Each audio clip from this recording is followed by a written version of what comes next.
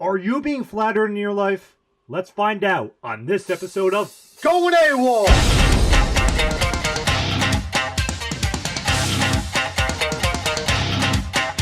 Alright, so today, let's talk about flattery. So, this one is a minor mechanism of social control, and many of you just looking at the title already can kind of figure out what it is and how it affects you, but let's go deep into it and see why this one is actually quite hard to spot. So, what is the difference between flattery and compliment? So, a compliment, which is pretty standard, means something when someone says something to you that is very nice and is telling you a positive quality about yourself or whatever you have. A compliment, the three things that separate itself from flattery is it is genuine, based in reality, and an end in itself. So for instance, genuine means the other person, for example, say they're complimenting your hair, that your hair looks really nice. If it's a compliment, they're serious about it, that they saw you and you're like, they thought in your mind, wow, they have some really nice hair today. That's a very nice hairstyle. That's a very nice sunglasses you have. And they say it because they really mean it. They're not giving you the compliment because of some other kind of agenda behind them. No, it's just because they want to say it. Like, wow, it's really nice shirt. You're really smart. You're really hardworking. And it's based in reality. That is an actual observation they saw. So it's not like they just made up in their mind because they thought you would react good to it. It's because they see that, where it's like, okay, he's actually hardworking. Those are actually good sunglasses, not cheap $5 store ones. And then it's an end in itself. What that means is the compliment is just the compliment. There's no other conditions attached. It's not a road to get to some other destination. It is the end. It's only I'm only giving you the compliment because I want to. Because I just want to point out a positive quality about that. Nothing further. That's it. I'm not trying to get on your good side or make you feel good about something else. No. That's the only reason.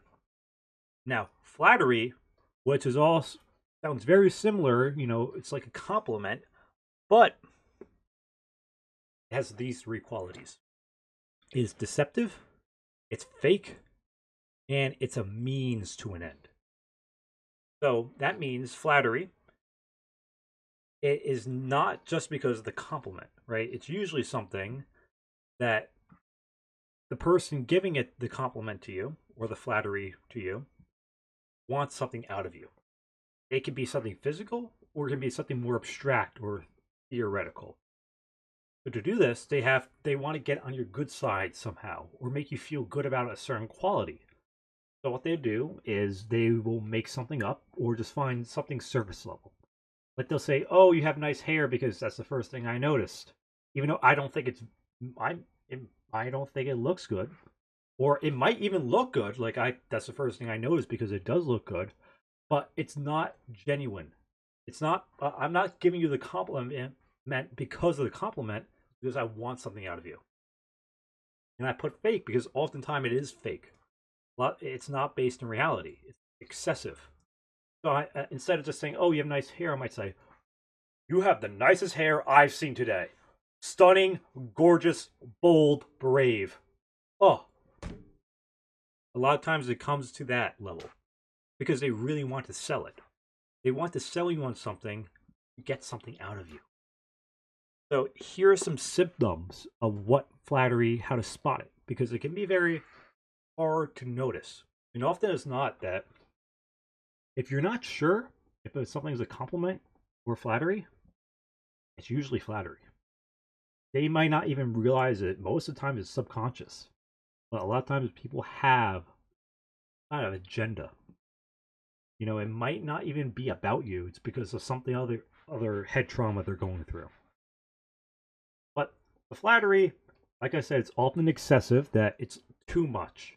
It's going either too far about how good a quality you have is, or it's too often, that they keep giving up these positive things. They keep saying it over and over again, different things just to get on your good side, make you like them. It's often superficial. That's not something.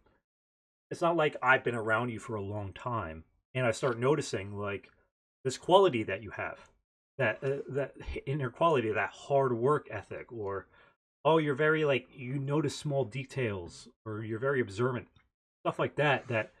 You can't just get right away after meeting someone. Those are usually genuine compliments. Most of the time, it's just superficial stuff. Nice shirt, nice glasses. Oh, you're so smart. You're so funny. You're so nice. All that, and it's overly friendly too. That they want. The point of it is not just to say the positive thing; it's to make you get on their good side. They want you to actually like them, so that's why it's overly friendly, and big smile, and very comforting.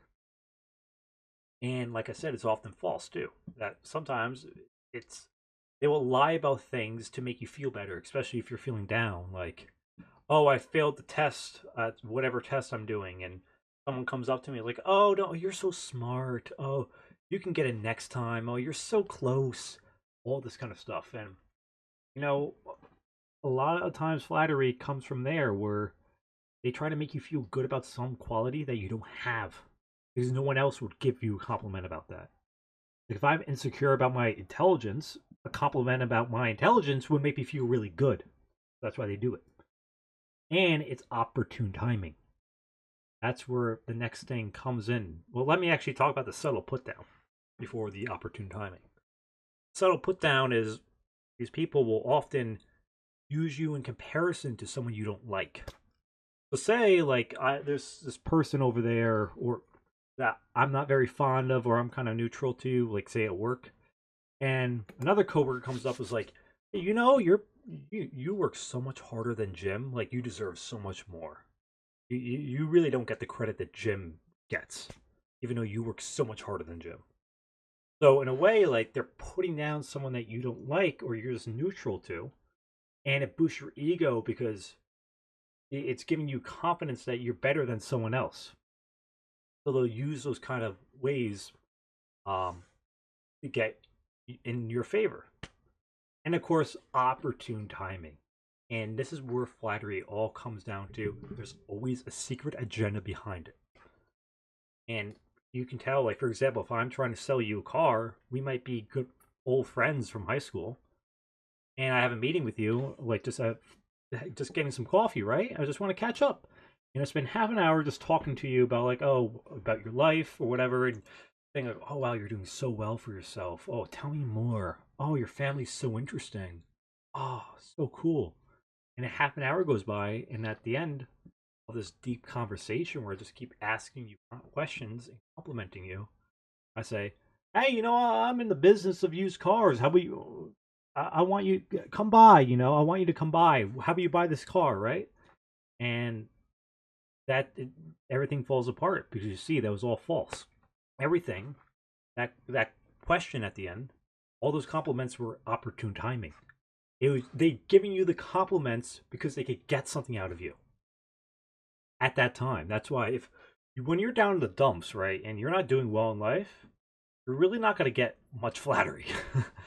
You know, the only flattery you might get is like sympathy, like compliments, but really not none of that hidden agenda stuff most of the time. The only hidden agenda stuff you'll get is someone just trying to make you feel better. So, but when you're doing high on life, you know, you're doing great, you're going to get that a lot more. A lot of people coming up to you like, hey, can I pick your brain? Oh, we got to catch up now. Oh, I see you're doing well for yourself now. Now is the time to catch up. Opportune timing. So the two questions you got to ask always when you kind of suspect this in your head, ask, what is their goal? You know, I figure out what their goal is. What if I say no? So this flattery is very common with white knights and simps when they talk to a girl, even a girl they'll never meet. Right? They're nice to them.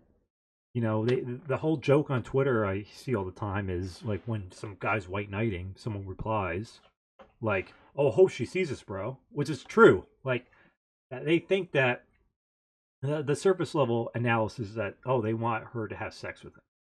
And that might be true, but it's not always that overt. And especially if you accuse them of that, they'll say no, it's not. The truth is, it's about attention, getting that validation from the female, and that it stems from having that sexual selection, but that's their game, having that female validation. If I get on a girl's good side, she might eventually choose me, or it's not even about sometimes choosing. It's often just getting that validation because they think girls are the ultimate good, and I get my value from girls liking me. If a girl likes me, that means I'm doing something good, so that's why I do it. I'm going to defend some girl who doesn't deserve defending. So in those cases, like, you kind of can figure out their goal, and the dark truth is, like, a lot of times these male feminists and these white knights, they are the ones who secretly hate women a lot. Like, when it's these covert contracts that they think, like, oh, if I do enough goodwill towards a girl, then she's going to do goodwill towards me. And when she doesn't, that's when they freak out and do something very, very disturbing. So that's an example where you can decipher what happens if you say no. The girl says no. Or, like, say, the coffee shop situation where, maybe it's a politician this time that he wants your vote on something. Or an old friend, he wants to borrow money from you. Yeah, you got to realize, like, oh, the only reason why he wants to talk to me is because now I have a lot of money because of my new sweet gig, or I'm now famous on the internet and they just want to get clout off me. So now, what happens if they start asking for things? They've been nice to me and I say no. Or are they going to turn on me? Or are they going to be fine with it? Your true closest friends, your genuine friends, they'll stay with you during the bad times, and they won't expect anything during the good times. They're not going to be the ones, when you win the lottery, they're not going to be the ones who care about the money. Their friendship with you stays the same. It's the one who flatters you, who wants to make you feel good when you're doing good, to get something out of you, exploit you. And the ones that, when you're doing bad, they disappear. They're MIA. Those are the ones who are the most deceptive and dangerous. So be careful out there, okay? A lot of flattery, and like I said, a lot of it comes from internal. Sometimes it's not even overt. They just want people to like them because they feel bad about themselves and they feel like they have no worth. So they have to do stuff for other people to get them to like you. So what their goal is just trying to get you to like them, so it makes them feel better. They don't care about your friendship, genuine friendship. And that's what I hate. That's not authentic at all. So even then, like, the nicest people, the nice guys or the nice girls too, they are the ones who, they're also in flattery zone as well. So be careful. Someone being upfront with you and just being, their niceness is just an end in itself, or is their compliments deceptive and a way to get something else? Figure it out and you're golden. So thanks guys for watching, and let's go AWOL!